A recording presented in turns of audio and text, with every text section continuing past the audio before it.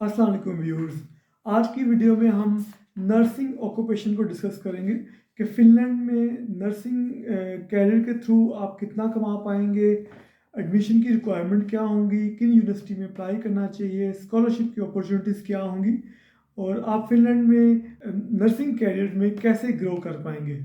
जी तो हम वीडियो को स्टार्ट करते हैं with the salaries of nurses in Finland. Finland में अगर नर्सिंग के प्रोफेशन की बात की जाए तो बहुत फास्ट ग्रोइंग प्रोफेशन है, बहुत ज़्यादा एम्प्लॉयमेंट रेट हायर साइड पर है। अगर हम देखें फैक्चुअली देखें तो सिर्फ 2% ही ग्रेजुएट हैं जो after completing the nursing degree पहले साल में अनएम्प्लॉयड होते हैं। 98% लोगों को in the first year after graduating job मिल जाती है। तो बहुत ज़बरदस्त एम्प्लॉयमेंट रेट है और बहुत ज़्यादा जॉब की अपॉर्चुनिटीज़ फिनलैंड में हैं। नर्सिंग जो डिग्री है वो टोटल 3.5 ईयर्स 3.5 साल की होती है और उसमें आपने 210 क्रेडिट्स कंप्लीट करने होते हैं। अगर हम सैलरीज की बात करें, आफ्टर कंप्लीटिंग 1 ईयर आप प्रैक्टिकल नर्स के तौर पर काम कर सकते हैं और आप तकरीबन 12 से 13 यूरो पर घंटे के लिहाज से अपनी सर्विसेज प्रोवाइड कर सकते हैं। फिर अगर आपने 3 साल कंप्लीट कर लिए हैं तो आप रजिस्टर्ड नर्स स्टूडेंट के तौर पर काम कर सकते हैं और आप तकरीबन 15 यूरो पर घंटे के लिहाज से कमा सकते हैं। और अगर एवरेज देखें तो 2200 से 2500 यूरो पर मंथ आप after completing 3 years in nursing आप इतना ऑलमोस्ट कमा पाएंगे। देन अब after completion your degree as a nurse आपको फुल टाइम काम मिला होगा तो उसमें दो मेन फैक्टर हैं जो कि आपकी सैलरी को डिसाइड करेंगे।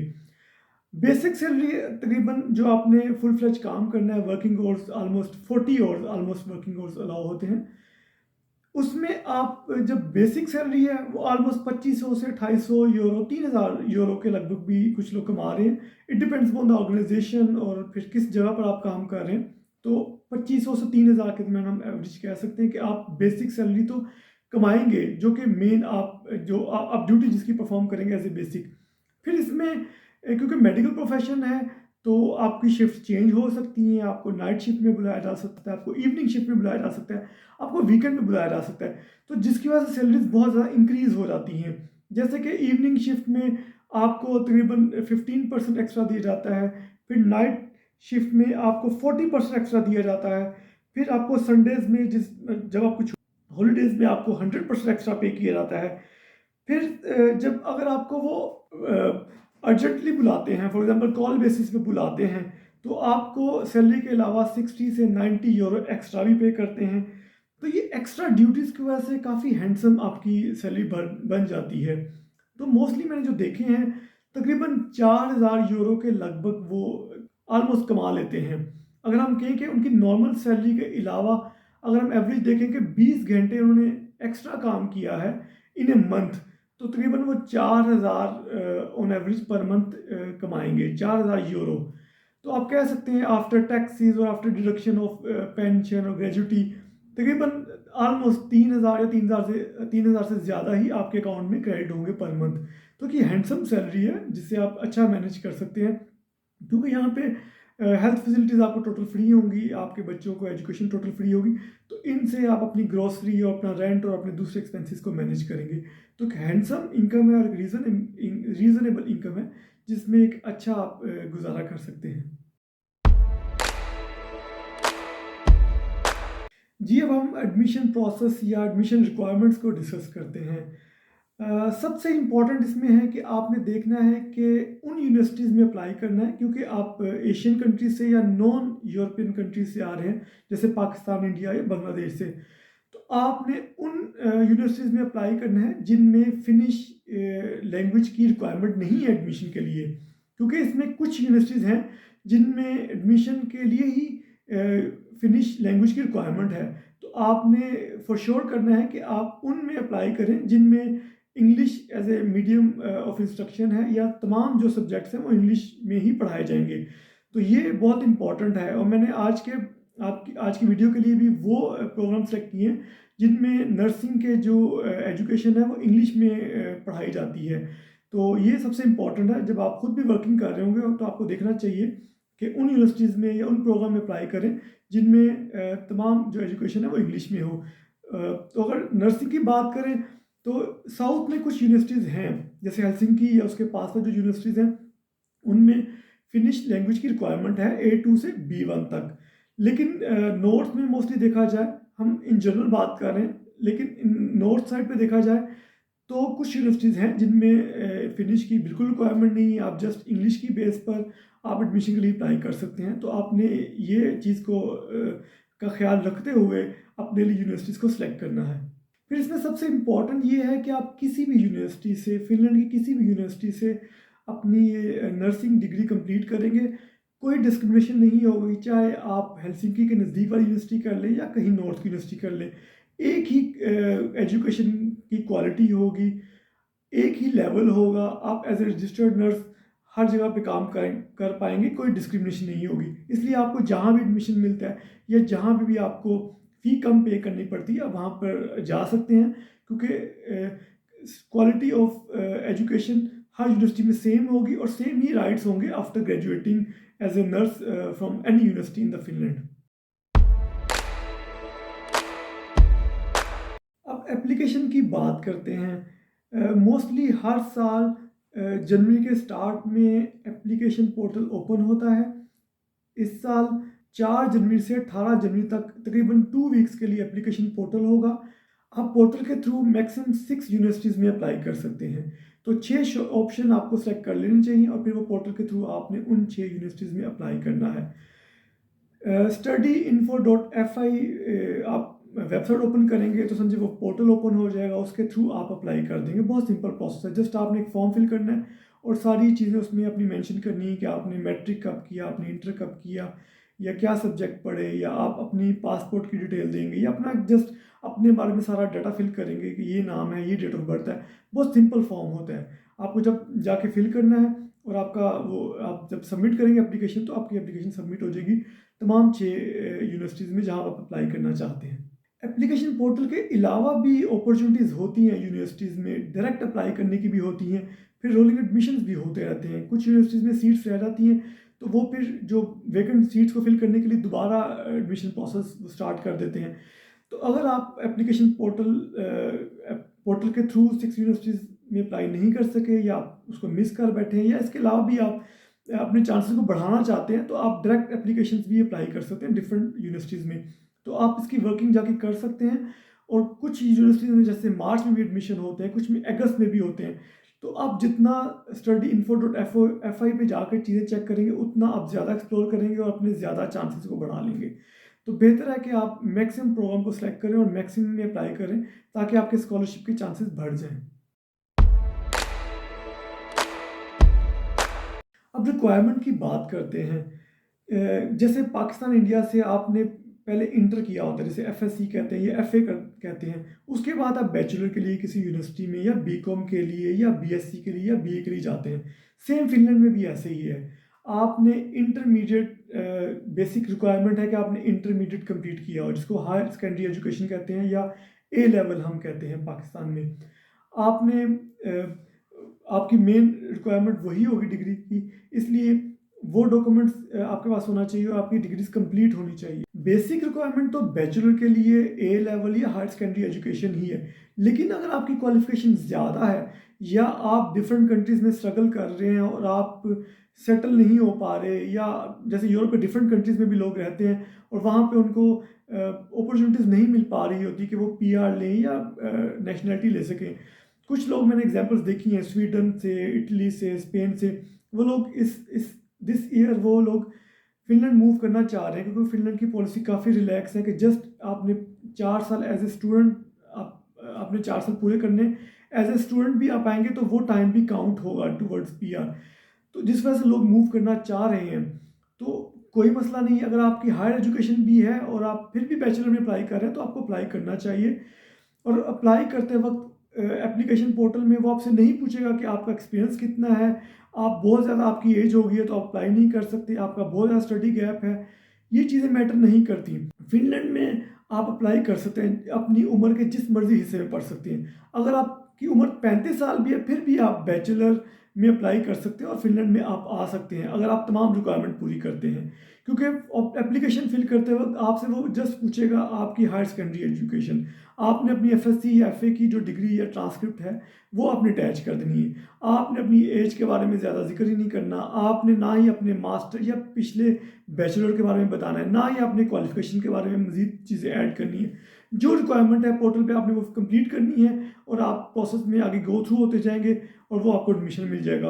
उन्हें आपसे ये कंसर्न नहीं है कि आप 35 साल की उम्र में या 40 साल की उम्र में क्यों पढ़ने आ रहे हैं और वो भी बैचलर में आ रहे हैं, आपका इतना गैप क्यों है, वो ये आपसे चीज़ें नहीं पूछेंगे। जस्ट आप फोकस करें कि आपने रिक्वायरमेंट्स मीट करनी है और आपको एडमिशन मिल जाएगा और आपने वीज़ा की तमाम फॉर्मेलिटीज़ पूरी करनी है, आपको वीज़ा मिल जाएगा और आप फिनलैंड आ जाएंगे।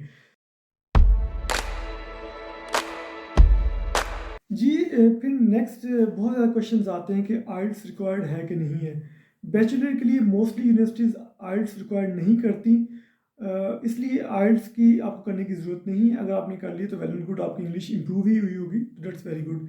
लेकिन अगर आपने नहीं किया तो कोई मसला नहीं है, आपको एंट्रेंस टेस्ट क्लियर करना पड़ेगा और आपको इंटरव्यू देना पड़ेगा। एंट्रेंस टेस्ट जस्ट सिंपल सा टेस्ट होता है, आपकी लॉजिकल थिंकिंग को या बेसिक आपकी आईक्यू को चेक किया जाता है, कोई बहुत ज़्यादा सख्त नहीं होता। और इंटरव्यू में जस्ट आपकी इंग्लिश लैंग्वेज स्किल्स को वो ऑब्जर्व कर रहे होते हैं या आप इंग्लिश लैंग्वेज स्किल्स को असर्टन करना चाह रहे होते हैं, क्योंकि आप नर्सिंग में जो वो आपको लेक्चर देंगे क्लास में वो इंग्लिश में होगा, तो आप क्या उनका लेक्चर को ग्रैस्प कर पाएंगे, क्या आप इंग्लिश में बात कर पाएंगे, तो आपकी इंग्लिश स्किल्स देखेंगे। तो अगर आपने आइल्स नहीं किया तो एंट्रेंस टेस्ट और जो इंटरव्यू है उसके थ्रू भी आप क्लियर करके आपको एडमिशन मिल सकता है। इसमें ये ऐड करता जाऊँ कि कुछ यूनिवर्सिटीज़ एग्जाम करती हैं, अगर आपने सैट किया हुआ है तो कुछ यूनिवर्सिटीज़ एग्जाम करती हैं, लेकिन मोस्टली यूनिवर्सिटीज़ एग्जाम सैट को भी एग्जाम नहीं करती। तो बेहतर है, अगर आपने आइल्स नहीं किया तो अब बेहतर है कि आप एंट्रेंस टेस्ट और इंटरव्यू को क्लियर करें और सिंपली आपको एडमिशन मिल जाएगा। जी हम सबसे इम्पोर्टेंट ट्यूशन फीस और स्कॉलरशिप की बात करते हैं। फिनलैंड में मास्टर में अच्छे स्कॉलरशिप होते हैं, लेकिन बैचलर में अनफॉर्चुनेटली फर्स्ट ईयर में ये बहुत ज़्यादा हैंडसम स्कॉलरशिप नहीं ऑफर करते। आप तो सेकंड ईयर में या थर्ड ईयर में जैसे आप ग्रो करते रहते हो अपनी स्टडीज़ को, कि जो ग्रेड्स हैं वो अचीव करते रहते हैं या अपने क्रेडिट्स हैं वो कंप्लीट करते रहते हैं, तो आपको अच्छे स्कॉलरशिप मिलते जाते हैं। फर्स्ट ईयर में आपको स्कॉलरशिप की अपॉर्चुनिटीज़ बहुत ज़्यादा नहीं हासिल आप कर पाते हैं फिनलैंड में। लेकिन फर्स्ट ईयर में अर्ली बर्ड स्कॉलरशिप की ऑप्शंस होती हैं कि अगर आप फ़ी एक स्पेसिफिक पीरियड के अंदर, मोस्टली यूनिवर्सिटीज़ 14 डेज़ का टाइम देती हैं, लेकिन फिर भी आपको अपनी यूनिवर्सिटीज़ की वेबसाइट पे जाकर उसको पढ़ना चाहिए कि क्या रिक्वायरमेंट्स है, कितनी देर के अंदर आप फ़ी पे करेंगे तो आपको अर्ली बर्ड स्कॉलरशिप मिलेगा। लेकिन मोस्टली यूनिवर्सिटीज़ पहले साल में अर्ली बर्ड स्कॉलरशिप ऑफर करती हैं और ये ही एक वाहिद स्कॉलरशिप होता है जो कि मोस्टली यूनिवर्सिटीज़ अपने स्टूडेंट्स को देती हैं। तो आप कोशिश करें कि उसको अचीव करें और किसी भी तरीके से एडमिशन और वीज़ा प्रोसेस की रिक्वायरमेंट कंप्लीट करके फिनलैंड में आ जाएं। यहाँ आकर अपनी स्टडीज़ को कंटिन्यू करें, अच्छे ग्रेड्स लें और अच्छी फिनिश सीखें, जिसके बाद काफ़ी हद तक स्कॉलरशिप मिल जाते हैं और फिर आप अपनी डिग्री को मैनेज भी करते हैं और अपनी स्टडीज़ को कंप्लीट भी करते हैं और मीनवाइल आपको जॉब भी मिल जाती है। फर्स्ट ईयर आना थोड़ा मुश्किल होता है क्योंकि आपको खुद फी पे करनी पड़ती है, लेकिन बाद में चीज़ें काफ़ी हद तक आसान हो जाती हैं। मोस्टली स्टूडेंट्स पाकिस्तान इंडिया से आएंगे, डेफिनेटली वो नॉन ईयू में आएंगे और उन पर फ़ी अप्लाई होती है, उन्हें फिनलैंड में पढ़ने के लिए फ़ी पे करनी पड़ेगी। तो हम शेयर करते हैं कुछ यूनिवर्सिटीज़ की फ़ीस और स्कॉलरशिप की अपॉर्चुनिटीज़, ताकि आप देख सकें कि किस यूनिवर्सिटी में कितनी फ़ीस है और फिर कितना स्कॉलरशिप है। अगर हम स्टार्ट करें नोविया यूनिवर्सिटी से तो उसकी टोटल फ़ीस है 8000, 4000 आपको स्कॉलरशिप मिलेगा और आफ्टर स्कॉलरशिप आपको 4000 यूरो फॉर 1 ईयर पे करनी पड़ेगी। इसमें सबसे इम्पॉर्टेंट क्या है कि ये जो फ़ी है फॉर 1 ईयर है। 1 ईयर का मतलब है कि 2 सेमेस्टर की फ़ीस आप पाकिस्तान से या इंडिया से दे के ही जाएँगे, उसके बाद आपको फ़ी अदा करनी पड़ेगी। और अगर आपकी डिग्री 3.5 ईयर्स की, जैसे कि नर्सिंग की 3.5 ईयर्स की है, तो आपको पूरी डिग्री की का आपको रेजिडेंस परमिट दिया जाएगा जो कि ए परमिट होगा। आपको बार-बार रिन्यू नहीं करना पड़ेगी और फंड्स की रिक्वायरमेंट को बार-बार नहीं शो करना पड़ेगा। तो ये बहुत अच्छी बात है। और फ़ी जो ये हम शो कर रहे हैं स्लाइड स्क्रीन पर, ये फॉर 1 ईयर जिसमें 2 सेमेस्टर्स इंक्लूड हैं और आपको इनके नेक्स्ट ईयर ही फ़ी पे करनी पड़ेगी। फिर हम बात करते हैं लाप्लान यूनिवर्सिटी में सेम फीस है, 8,000 फीस है, 4,000 अर्ली बर्ड स्कॉलरशिप होगा और आपको 4,000 पे करना पड़ेगा। इस तरह सवोनिया है, तेम्पेरा है, ये सारी डिटेल्स मैंने स्लाइड में वीडियो में अपनी ऐड कर दूँगा, आप लोग स्क्रीन पे देख भी पाएंगे। और मैंने उसको ए टू जी सॉर्ट भी कर दिया और सबसे कम फ़ी को ऊपर रखा है ताकि आपको डिसीजन मेकिंग में आसानी हो जाए कि कौन सी यूनिवर्सिटी आपको सस्ती पड़ेगी, आपको कम फ़ी पे करनी पड़ेगी, और ज़्यादा जिसमें फ़ी है डेफिनेटली उसमें स्कॉलरशिप कम होगा, और लेकिन कंपटीशन कम होगा क्योंकि कम फ़ी वाली यूनिवर्सिटीज़ में कंपटीशन ज़्यादा होगा। तो आप डिफरेंट फैक्टर्स देख सकते हैं ताकि अगर आपको फ़ी का इशू नहीं है और जस्ट आप फिनलैंड आना चाहते हैं अपनी पीआर या नेशनलिटी के लिए और अच्छे कैरियर के लिए और क्वालिटी एजुकेशन के लिए, क्वालिटी ऑफ लाइफ के लिए, तो आप उसको भी चूज़ कर सकते हैं। तो इट डिपेंड्स। तो ये एक थोड़ा सा ओवरव्यू हम दे रहे हैं ताकि व्यूअर्स को अंदाज़ा हो सके कि उन्होंने 6 यूनिवर्सिटीज़ कैसे सेलेक्ट करनी है। तो इससे आपको काफ़ी हद तक एक ओवरव्यू सा मिल जाएगा कि यूनिवर्सिटीज़ में क्या-क्या अपॉर्चुनिटीज़ हैं फॉर स्कॉलरशिप। आप जनवरी में एप्लीकेशन पोर्टल के थ्रू एडमिशन अप्लाई कर देंगे। आपको तकरीबन यूनिवर्सिटीज़ आपको अप्रोच करेंगी आपके ईमेल एड्रेस के थ्रू, और बहुत सिंपल प्रोसेस होगा, आपको इसमें परेशानी की कोई बात नहीं। आपको एंट्रेंस एग्ज़ाम के लिए भी डेट की पूरी इंटीमेशन होगी, लिंक दिया जाएगा, अगर आपका ऑनलाइन इंटरव्यू होगा और किस तरह होगा पूरा आपको गाइड किया जाएगा। फ़ेब में आपका एंट्रेंस एग्ज़ाम होगा और मार्च में आपको इंटरव्यू की कॉल्स आएँगी। अगर आप एंट्रेंस एग्ज़ाम क्लियर कर लेंगे तो आपको इंटरव्यू की कॉल आ जाएगी। तो प्रोसेस बहुत सिंपल होगा, यूनिवर्सिटीज़ वाले आपको बहुत अच्छे तरीके से गाइड करते हैं। तो आपको चाहिए कि जनवरी में एडमिशन अप्लाई करने के बाद आप एंट्रेंस एग्ज़ाम की तैयारी शुरू कर दें, इंटरव्यू की तैयारी शुरू कर दें। आप बहुत ज़्यादा डाटा अवेलेबल है एंट्रेंस टेस्ट के लिए, तो आप तैयारी कर सकते हैं। आप इंग्लिश को इम्प्रूव करें, ग्रुप डिस्कशन करें लोगों के साथ और डिफरेंट टॉपिक के ऊपर डिस्कस करें इंग्लिश में, ताकि आपकी वो इंग्लिश की जो लैंग्वेज स्किल्स है वो इम्प्रूव हो, क्योंकि इंटरव्यू में वो आप डिफरेंट ग्रुप्स में आपको बिठा देंगे और आप एक दूसरे से डिस्कस करेंगे डिफरेंट टॉपिक्स। तो आप आइल्स की भी तैयारी कर सकते हैं, उससे भी काफ़ी ज़्यादा स्किल्स इन्हांस होती हैं फॉर इंग्लिश। सो फेब में आपका एंट्रेंस एग्ज़ाम होगा मोस्ट प्रोबेबली, और मार्च में आपका इंटरव्यूज़ होंगे। So good luck for that. जी, अब कंक्लूड करते हैं तो हम कह सकते हैं कि फ़िनलैंड में नर्स ऑक्यूपेशन की बहुत ज़्यादा डिमांड है, तो आपके लिए बहुत अच्छी अपॉर्चुनिटीज़ होगी कि जैसे ही आप अपनी ग्रेजुएशन कंप्लीट करेंगे 3.5 इयर्स के बाद डेफिनेटली आपको जॉब मिल जाएगी। बहुत ज़्यादा चांसेस हैं कि आप जॉब हासिल कर पाएँगे। प्रोफेशनल जॉब, गवर्नमेंट सेक्टर की जॉब होगी, आपको बहुत ज़्यादा फैसिलिटीज़ होंगी, आपको पेंशन मिलेगी और काफ़ी ज़्यादा क्वालिटी ऑफ लाइफ़ आप यहाँ पे एन्जॉय करेंगे। फिर नर्सिंग के दौरान ही आप फिनिश लैंग्वेज भी सीख रहे होंगे। आपको प्रॉपर कोचिंग के थ्रू ये लैंग्वेज सिखाएँगे। आपके लिए इंटर्नशिप भी अरेंज करेंगे। ड्यूरिंग इंटर्नशिप भी आप लोगों के साथ फिनिश बोलेंगे और अपने आप को काफ़ी हद तक आप एक्सपोज़र गेन करेंगे फिनिश का भी और प्रैक्टिकल लाइफ़ का भी फिनिश में। तो काफ़ी हद तक आपको आपके लिए आसानियाँ होंगी, और ये आपकी यूनिवर्सिटीज़ या आपके लिए इंटर्नशिप काफ़ी हद तक अरेंज करती है, आपको अपॉर्चुनिटीज़ दी जाती हैं ताकि आप प्रैक्टिकल लाइफ़ में सीखें और कल को आपको जॉब मिलने में भी काफ़ी आसानी होगी। और आफ्टर ग्रेजुएशन आपको कोई फर्दर टेस्ट नहीं देना पड़ेगा to get a licence as a nurse. जैसे आपकी डिग्री कंप्लीट होगी आप उसी को ही आप इक्विवेलेंट समझेंगे अपने नर्सिंग लाइसेंस के। अगर स्टूडेंट्स पाकिस्तान इंडिया से जस्ट 12 इयर्स की एजुकेशन के बाद यहाँ पर आ जाते हैं और 3.5 साल पूरे करते हैं और उसके बाद काफ़ी हद तक चांसेस है कि उनको जॉब मिल जाएगी, तो बहुत अच्छा कैरियर है।